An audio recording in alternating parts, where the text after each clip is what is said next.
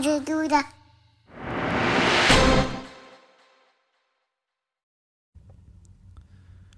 Drage slušateljice, dragi slušatelji, dobrodošli u 0. epizodu, u epizodu dobrodošlice novog podcasta Tata 24 sata.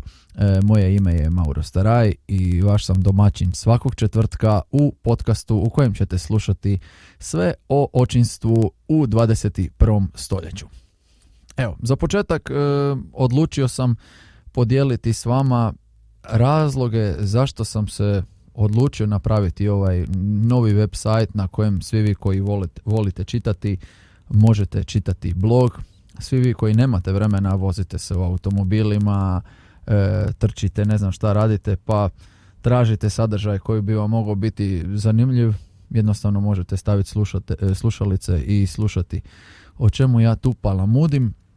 Naravno, živimo u 21. stoljeću i podcast je u svijetu nešto apsolutno već standardno, a u Hrvatskoj je tek u nekim povojima. Imamo sve manje vremena, tako da vjerujem da će sve više publike biti, da će se opredijeliti upravo za ovaj vid komunikacije i slušanja novih informacija. Prvi razlog zašto sam napravio ovaj website je vrlo jednostavan. Situacija u kojoj smo se svi skupa našli, ne samo u Hrvatskoj nego globalno, natjerala me da budem kreativan. Kako sam inače glazbenik i sve izbacujem kroz pjesmu, onaj drugi dio mene najčešće to radi kroz pisanje. Davnih dana imao sam blog, imao sam čak i kolumne na riječkom sajtu Teklić koje su bile jako čitane i na kraju je izašla i knjiga najuspješnijih kolumni Maurovizija. Uglavnom, moj vječiti ispušni ventil je pisanje, stvaranje bilo kakvog materijala sa kojim na neki način izbacujem iz sebe i svu sreću i sve možda potisnute i frustracije, uglavnom razmišljanja koja dijelim sa svojom publikom i sa svima onima kojima se to uopće da slušati. Eto, tako da imam nekoliko riječi za vas, za sve vas koji budete čitali ove retke novog bloga, sve vas koji budete slušali ovaj podcast. Dok budete čitali ove retke, volio bi u startu razjasniti jednu stvar. Ovdje nema cenzure i to mi se jako sviđa. Ne moram razmišljati da li sam u radio emisiji na državnom radiju gdje ne smijem reći baš onako nešto što bih htio, nego to moram malo zamaskirati na način da ne smijem psovat. Bilo bi poželjno da i ovdje ne psujem, ali ne vjerujem da će mi ovo slušati mama, pošto imam 36-7 godina. Mislim da se i to mogu dozvoliti, ali funkcionirat ću po principu kao što funkcioniram i u svom životu, što na umu, to na drumu. Isto tako moji pogledi na svijet, kako roditeljstva, tako i svijet općenito, mogu se jako, jako kositi s vašima. Nemojte mi zamjeriti ako se prepoznate u nekoj mojoj rečenici, dapače, dajte mi to do znanja jer ću rado čuti vaš komentar, kritiku i sve što vam padne na pamet. Dakle, zašto sam baš odlučio pokrenuti ovu stranicu?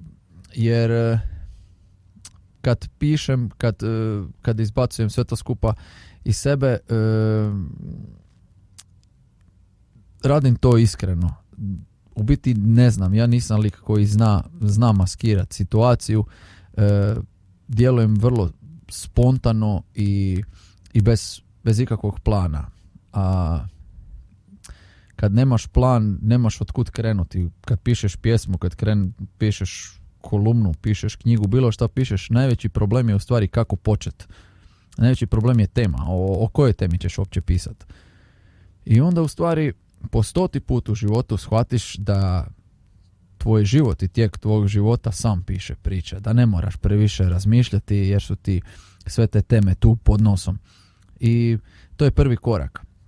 To je prvi korak kad skužiš, imam o čemu pisati, imam šta podijeliti s ljudima, oslobodit ću se na neki način. Tako da uopće ne treba razbijati glavu s ničim, da li će to neko čitati, da li će to neko slušati. Najčešće se pokazalo da kad uopće nisam razbio glavu, kada sam jednostavno djelovao onako spontano kao što mi je došlo, da sam uspio postići najbolje rezultate. Ono najvažnije što sam naučio, ne samo što se tiče bilo kakvog objavljivanja, pisanja, stvaranja, je to da ne smiješ misliti što će drugi reći.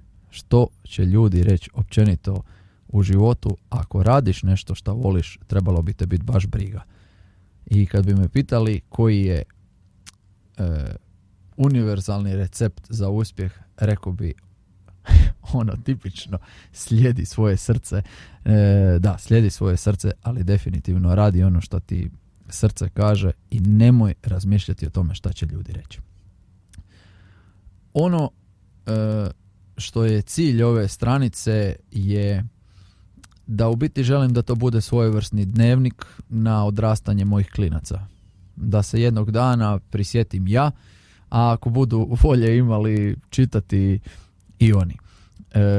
Stranica koju piše jedan tata, jer najčešće sve ove stvari rade mame. Mame najčešće pišu, mame imaju brdo stranica, literature, sva ta literatura je iz tih majki i ja se uvijek pitam gdje su tu očevi.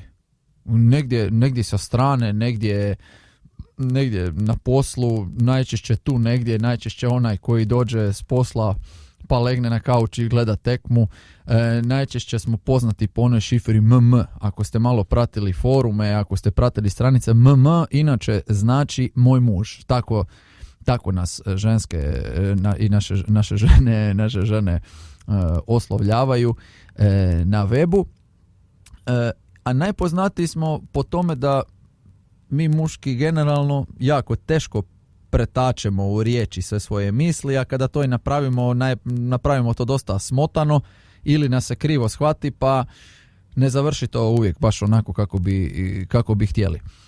Tako da je moja želja da ovo bude utočište. Jedno utočište kao jedan men's cave svih tata i da svi zajedno prolazimo sve te životne stepenice kojima se penjemo, te ceste kojima vozimo i to blato u koje povremeno zagazimo.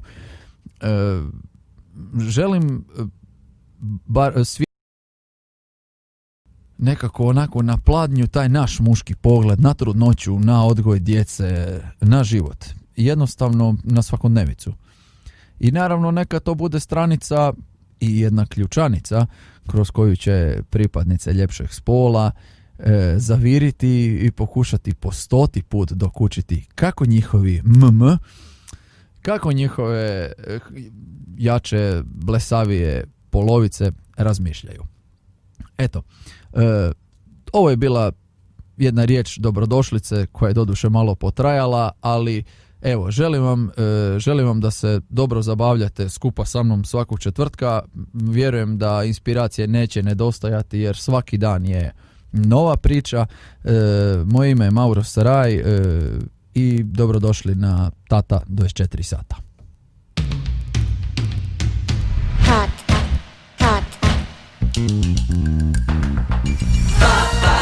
Tata 24 sata. Duda.